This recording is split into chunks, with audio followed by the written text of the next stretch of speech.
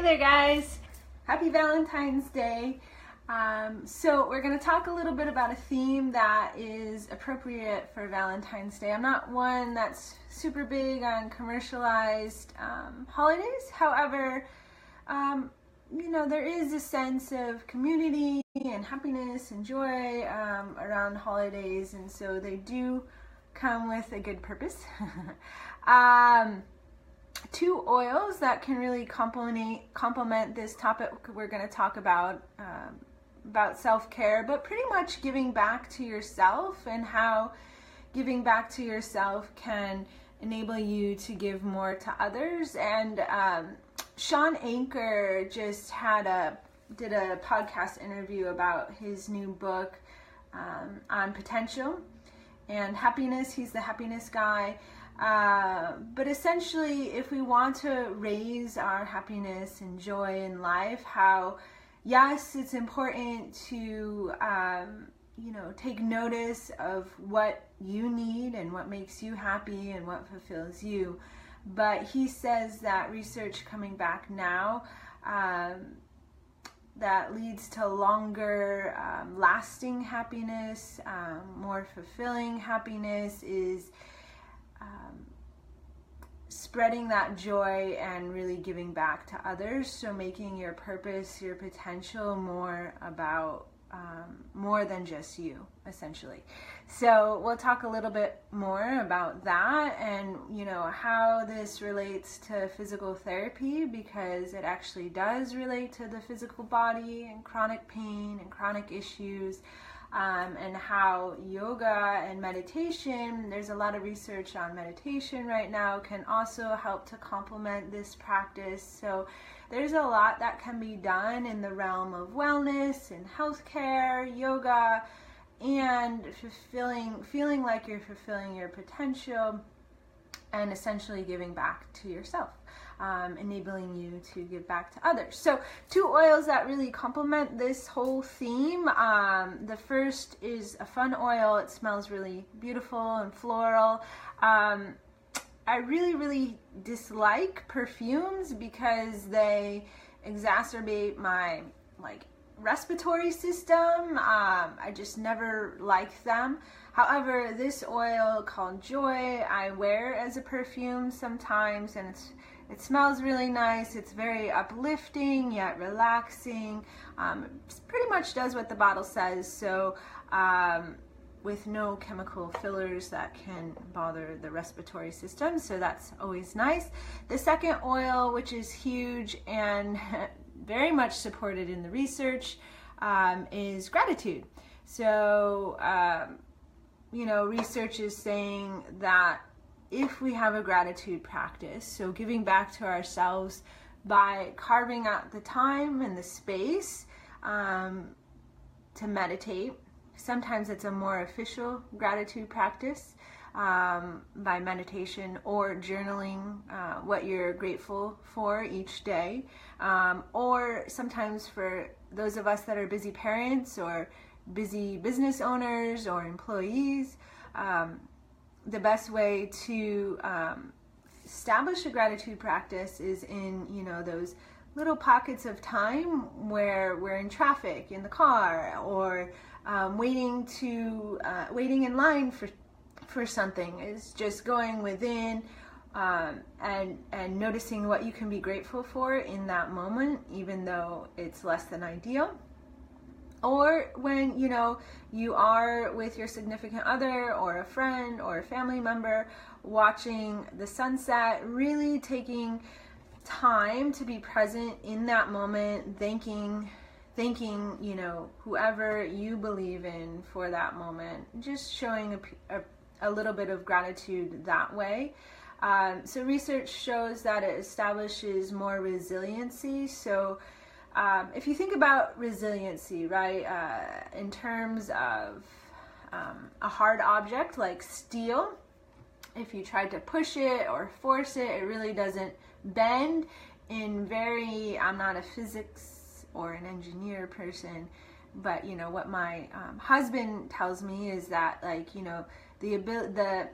the property of steel is that it takes a very, very extreme force for it to bend or break. So basically, it can go through a lot of trauma, so to speak, and it won't give. Yeah. So with gratitude practice, what the research shows is that essentially we're, in a way, either giving our immunity or our emotions a little steel plate armor. So life's gonna happen, right? Even though we may have the best practice of self-care, giving back to ourselves by taking time out of our day to, go to a yoga class or,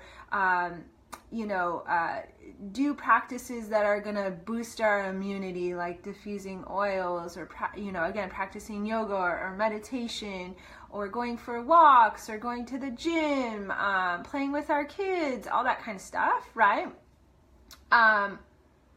Is going to strengthen our immunity in a way that, better enables us to fight off the germs, the bugs. And, you're thinking, okay, how can playing with my kids boost my immunity? They're the ones bringing home the sicknesses a lot of the time, right?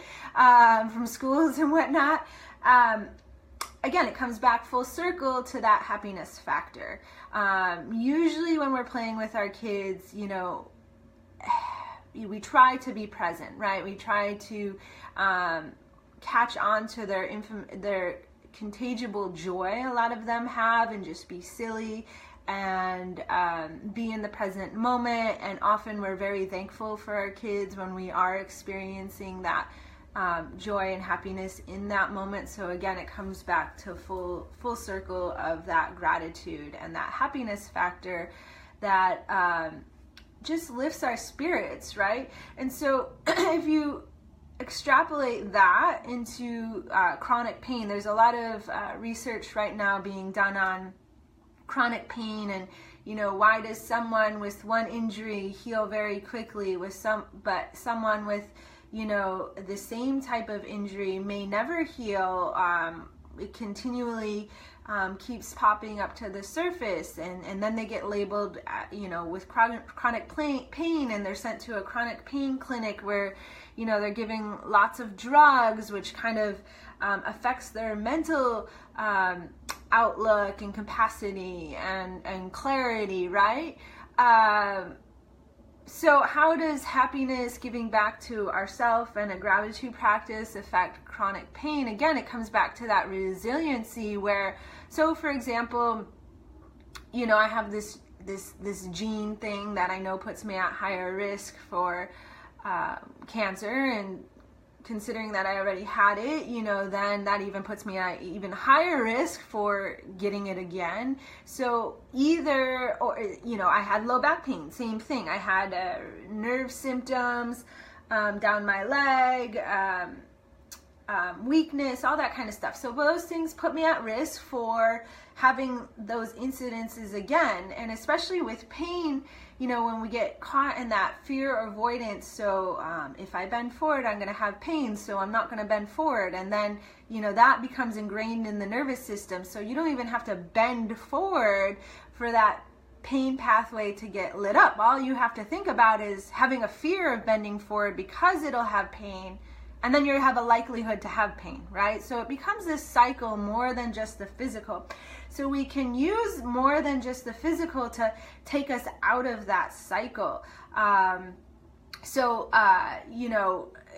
Again, taking a moment, taking a step back, being grateful for what we have, finding something that we're passionate about, whether it be anything from self-care activities such as yoga or walking or running, and taking that beyond just yourself. So what can you do to give back to those you care about? Or maybe even big picture, like what can you do to give back to your community? Because when we shift the focus from within ourselves and what's going on, always like how do I feel, being very minute in the details of listening to our body, and kind of shift the focus to, well, how can I help other people? How can I use my gifts to make someone else, feel a little bit better during this day? Then, research again shows that increases your resiliency. So let's say, we are human, so we do get sick, or, I flare up my back in some way, or, heaven forbid, I something happens where I have cancer again or something like that. This is just life. It's ups and downs. But the research shows if we have this practice of gratitude, self-care for ourselves, so not letting go of that completely, but also, giving back to those around us, so those kind of three facets, then when something does happen, we're able to roll with the punches a little bit more. So for those chronic pain patients, maybe instead of experiencing, and this is what, some studies are showing, and, they actually documented the intensity of their symptoms. So before a gratitude practice or before these types of practices, they may have experienced 10 out of 10 pain, going to the, so bad they have to go to the emergency room or close to going to the emergency room.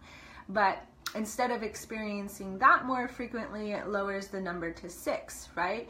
Or the location of the pain is not as widespread, it's more localized and smaller. So these things are pretty significant in terms of how someone views their own body. So again, self-care is not just, doing things in an external sense. So I'm going to meditate, or I'm going to put oils on me, or I'm going to go to a yoga class, or I'm going to take, some time to read a book or something like that. Sometimes it's just how we view ourselves and view our body. Loving ourselves, loving our body, appreciating our body for all that it does, like on a daily basis, even though we feel it might not be performing the way we think it should, right? So sometimes we think our bodies should be like robots, and it should be going as the day goes on, and it should be symmetrical side to side, and it should, you should be able to lift your leg, and it should be perfectly straight, and all this kinds of stuff. But we're only humans, so we all have something going on in our body where it makes us who we are, right? And instead of viewing these as imperfections or things that need work or improvement on, just accepting it and being grateful for, hey, I have, two feet that hold me up all day. I have 2 knees that bend. I have 2 hips that are strong and support my spine. That sort of stuff. So if you think about it, there's many ways to change, your beliefs, your thoughts, more than just the physical, which takes that term of self-care and giving back or self-love, kind of brings it to a whole new light. Because sometimes I think, we see this word self-care and, we're like, yeah, I got it. I don't have money for a spa day, right? And then we get turned off and we ignore it and put it aside. But this holiday is a great time just to remind yourself that it doesn't have to be some fancy, expensive thing. You don't have to take a whole day off of work. It can just be like putting a drop of oil in your hand for a moment and inhaling it in, or leaving your house 5 minutes early on the drive to work. Here in San Diego, we're so lucky, so the ocean's so close by, so taking a detour and stopping and looking at that ocean and just taking it all in, and realizing how infinite everything is, the possibilities, all the people, how small we really are in this big picture of things. So I'm really bad with these Facebook Lives about, reminding you guys to comment and hashtag and stuff. But if you have any questions, just comment below. Again, with this self-care, self-love process, I'm learning right along with you guys. So if you have tips that work really well for you to start to sprinkle in these ideas and practices into your daily life, because that's where it's going to build, the consistency builds upon itself, please comment below, because I'd love to hear what you have to say.